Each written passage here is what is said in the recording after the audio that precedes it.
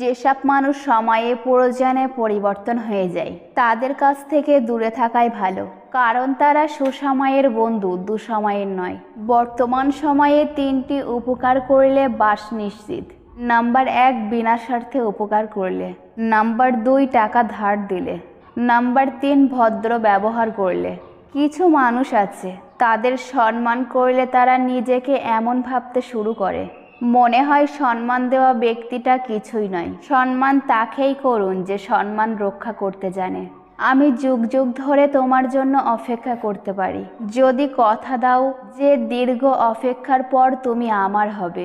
দিন তো বেশ কেটেই যাচ্ছে, আমি অভিমানে আর তুমি অন্য ব্যস্ততায়। তুমি যার জন্য কাঁদো সে তোমার গল্প অন্যকে বলে হাসে। রাগ এবং ঝড় দুটোই একই রকম, থেমে যাওয়ার পর বোঝা যায় ক্ষতি হয়েছে।